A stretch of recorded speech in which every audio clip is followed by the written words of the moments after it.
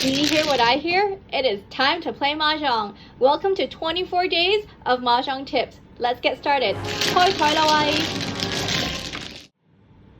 Day 1 of Mahjong Madness, let's go over some jargon. This is called a pair of eyes. It's just a pair. This is what we call a Pong. It means a triplet or three of a kind.